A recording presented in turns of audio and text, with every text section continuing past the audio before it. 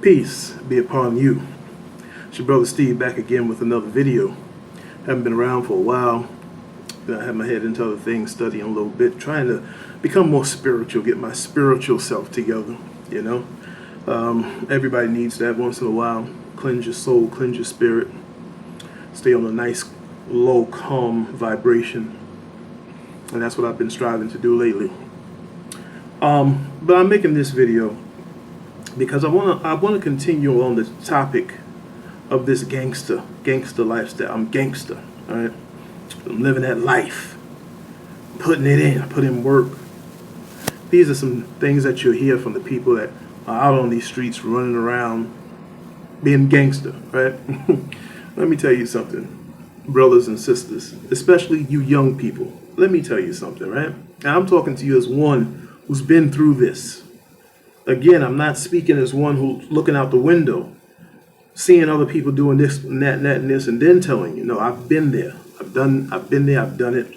I've seen it all damn near, right? A gangster is a damn fool, brother and sisters. You young boys, listen to what I'm telling you. A gangster is a goddamn fool. That's it. He's nothing more than that. A simpleton. Something to a little small insignificant thing. And the reason why I say that is because the gangster fails to use the intellect, to use his intellect and his inner wisdom to see things for what they really are. Anybody, most of the people you think of, right?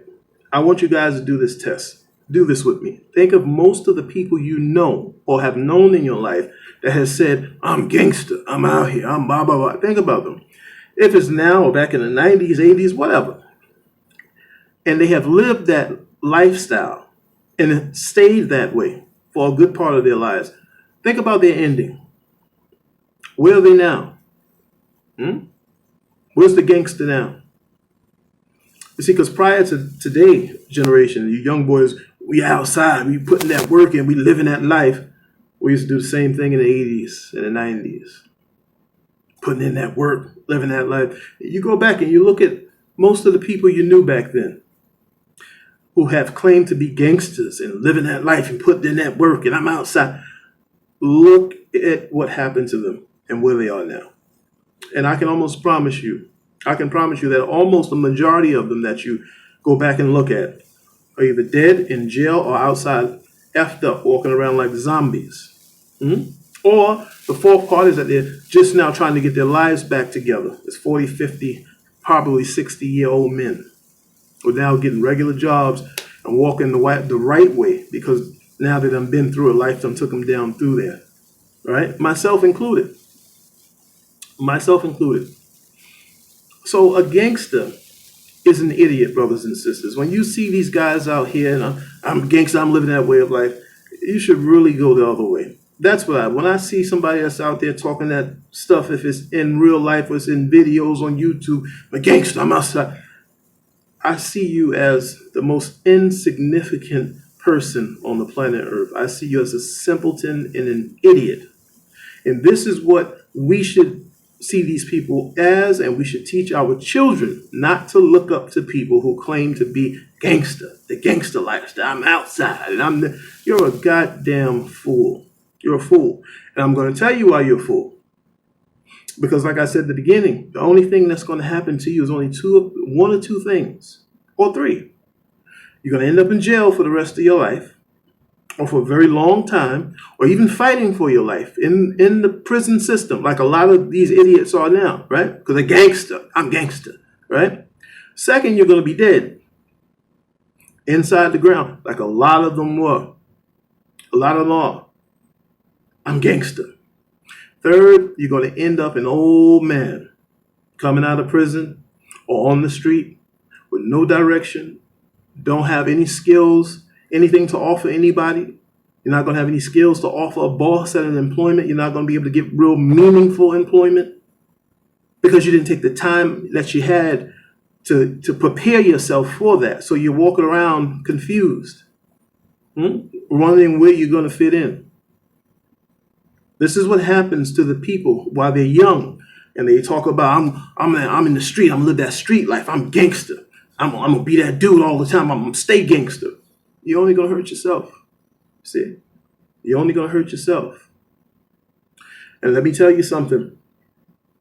For you gangsters, you know why gangsters are idiots and simpletons? I'm gonna tell you this. It's because the gangster fails to realize the game that's being played on him or her. See?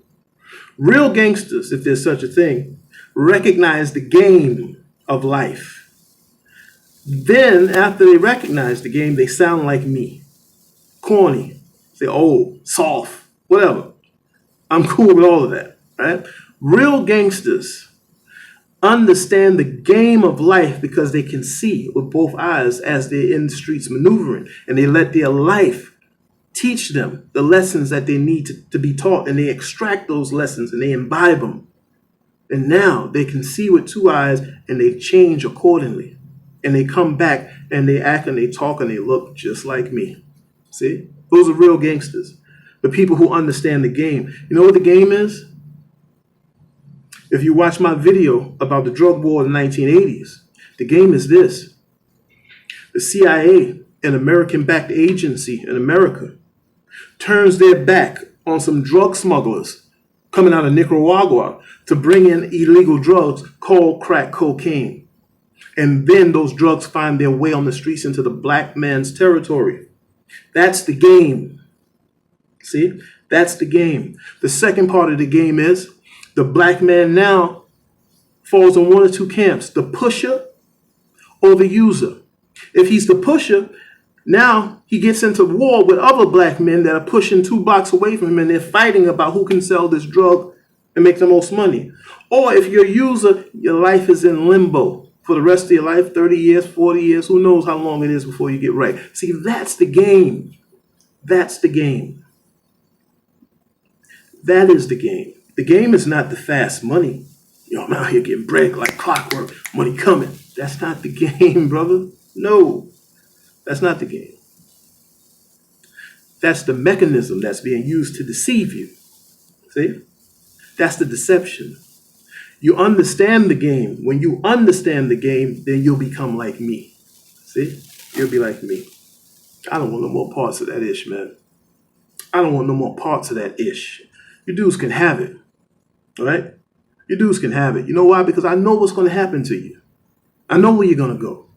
If you're smart, brothers and sisters, you'll pull out of that game and that street life and this foolish gang life that you guys got going on out there, because it's inevitable. Your demise is inevitable. Trust me. Trust me. I've seen it plenty of times.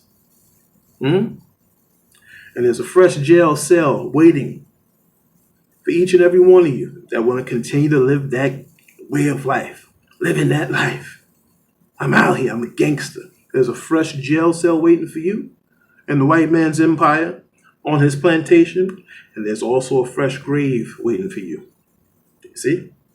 There's also a fresh grave waiting for you. Brothers and sisters, especially you young boys, there's no glory.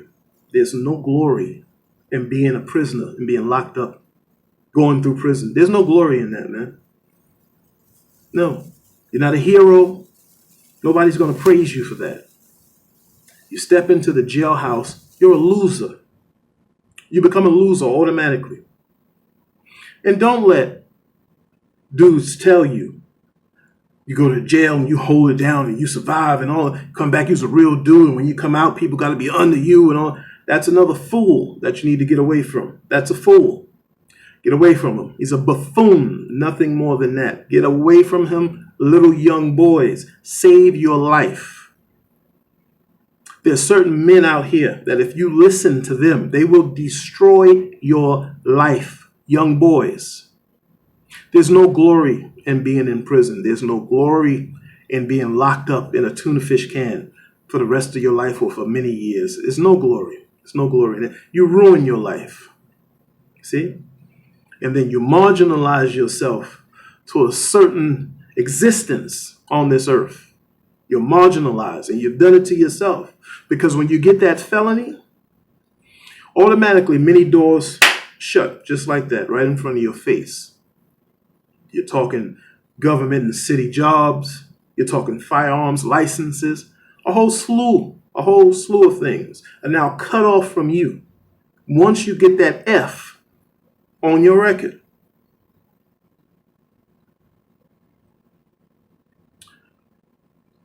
My father used to say, life is hard, but it's fair. Life is hard, but it's fair. I didn't know no better back then. I agree with him, life is hard, but I don't think it's fair. But you know what? We have to deal with it. If God didn't deal you in the cards, a life where you have a silver spoon, guess what, brothers and sisters? You got to work hard. You don't let poverty and you not having certain things stop you from working hard. If you take the fast road and you go out here and try to get this money through illegal means and do this and do that, you're on your way to a ruined life, And number two, which is just important, is number one, what are we doing it for? Material things? Christian Dior, nothing but fabric like this with somebody's name on it. So you go out here and you rob somebody, you shoot somebody for some money, or possibly kill someone to get money to run. Give Mr. Christian Dior your money, and he give you a shirt with some stitched in fabrics or whatever. This is what you're risking your life for? Another time to go out there and sell drugs, and now you got to go get the $1,000 sneakers, the $500 pair of Michael Jordans, right? Which is just a pair of sneakers with another design stitched on them. They don't do nothing but help you walk from point A to point B and back. This is what you're risking your freedom for, your liberties, your privileges. You'll risk all of that for fashion and clothes. That's idiotic. That's idiotic. And this, again, comes from that gangster life. This is the stuff that gangsters take part in. It's idiotic. It's foolish and it's stupid. And don't you let you be the one, you young boys out there, to find out that that way of life is stupid when you're old and got gray in the beard and you're sitting in that jail cell looking at your old face, which now looks very different from the way it did when you were younger, that you're aging in that place. See? Don't be the one to find out that the gangster life is full of nothing, it's garbage, because you're now sitting up in a jail cell with a high number, never going to come out. Or, God forbid, the other way, you find out in the ground. You see? Listen up and take heed, brothers and sisters. Listen up and take heed. All right? Another thing I want to talk about also is the times we're living in now. Some very scary times, brothers and sisters, that we're living in. Very scary times. With this COVID stuff going on, and I had COVID-19 myself. I caught it last year, a week before Christmas, and that thing did me terrible, boy. I'll tell you, it did me terrible. I got sick, like I said, a week before Christmas, and I caught a very, very bad cold. My symptoms were like the flu. Immediately it went to my throat. That's what that happened first. And then it went to my head, and the head cold stayed with me for about a month and a half, a little longer. And it was just this surreal feeling, my head feeling like, I can't even explain it. I never went through anything like that before. I lost my taste and smell. My doctor sent me these big horse pill antibiotics with 2-in-1 in them. And I kept taking that, and I took over-the-counter medicine, kept praying and watching TV and sweating it out. And by the grace of God, I got over it. And it's a bad experience. I don't want anyone to ever have to go through that. But then on the other side, what we're faced with now is, should we take the thing? Should we take that? Me, myself, I haven't taken it. I'm not going to say I'm not going to take it, but I just want to be a little more observant about what's going on right now. I want to, if I can hold out, take it at the very last minute. I have my trepidations or my fears, which is natural, which is very natural because everything has happened so fast. these vaccines have been developed pretty fast, considering. So it's scary. It's very scary. It's a question of, if I don't take it, this could happen. But if I do take it, what are the risks? Because we don't know.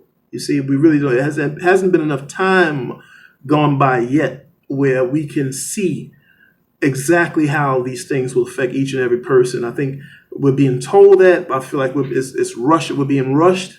But common sense says to me that it's happening too fast, and that's why I'm going to hold off a little bit. But I'm not saying for you to hold off. And then there's a lot of people are looking at this from religious and biblical points of view, citing certain prophecies to describe what's happening now. One of them is the mark of the beast in the book of Revelations, that verse or verses where it says no man will be able to buy or sell, at least he has the mark of the beast. And they're describing that, they're interpreting that now by these edicts that have come out by our government. Well, you can't go into the bars, you can't go into certain places, spas, gym to go work out, none of that unless you have the vaccine. So they have equated the vaccine to the mark of the beast. I don't know. It's interesting, but I don't know. But I can say it's very, very scary times because we don't know. Either way we go, we could suffer a great consequence. If we do get vaccinated, we could suffer a consequence possibly. If we don't, we could suffer the ultimate consequence. So it's a very scary time. I advise everyone to stay vigilant, watch the news, watch around you, see the reports about that thing, how people are, handling it, coming out. How are they now that they've had it for some time? Just watch and stay vigilant and make up your own mind if, you should go down and do it or not. I think eventually they're going to make some type of mandate that we all have to get it. And I also think that's going to cause a big uproar in this country, a big uproar. And this is exactly why I'm saying to you, brothers and sisters, they are running around here in this foolishness, street life, and about that life. Listen to me. Put that on the back burner, man. Put it on the back burner. Watch your TVs. Watch your news. Now is the time your eyes have to be like a hawk eyes. You have to watch and see, are there any reports that somebody who has taken that thing and now they're in trouble? Is the COVID on the rise? Is there a decline? What's happening here? Because these people are making more mandates, making it mandatory that now government workers have to have this thing. Could it be that tomorrow they're going to make it that all of us have to have it? There are already groups who are opposing this. They're holding rallies, right? They're in significant numbers. If a mandate goes through, there could be uproar for this country. Again, similar to the proportions of the George Floyd riots. So this is the time to be vigilant and stay out of the streets. Leave this stupid street-ish alone. Leave that foolish gang-banging stupidity alone and watch what's getting ready to happen to you and I by these people, man. Leave this foolishness alone. You don't have time to play, bro. We don't have time to play out here. This is very serious. Very, very serious. I still see these guys running around trying to kill the ops. Even now, in a time like this, you don't realize, we don't realize that we're in a crisis. We're in a crisis, man. Wake up, my people. Wake up. It's sad, man. It's very, very sad that we can't wake up. We can't come together, man. Well, brothers and sisters, I'm going to end this video here. I just felt like I had to get that off my chest. And look out for another video coming from me about policing. Black people in policing, because there was a time before, just a little while ago, that we were all, not all, but a number of black people were trying to support the idea to defund the police, take the police completely out of the neighborhoods and let us police ourselves. That's complete stupidity. And I'm going to have a video weighing in on that coming after this one. So, brothers and sisters, I would like to take the time now also to ask you to please hit the like button. That's the thumbs up button. Hit the subscribe button, subscribe to this channel, because I'm coming with more videos talking about real life issues. And you can share the videos. Send them out there to people that, that help my channel grow, because I'm dedicated to it. I'm dedicated to my people and putting out positive knowledge, positive advice. And especially now, at the time that we're living in now, with this COVID thing and that thing, it's very, we have to stay vigilant at this time and look out for my lives, which will be coming on YouTube very soon, covering these subjects, all right? So please hit the like button, subscribe to my channel, hit the notification bell. That way when I put up more videos, you'll be notified, and share the videos to the people, all right? So brothers and sisters, with that, I'm going to say to you, peace, love, and black power until I see you again. May you all stay blessed, stay safe, and stay vigilant. All right, it's your brother Steve. Till next time, peace.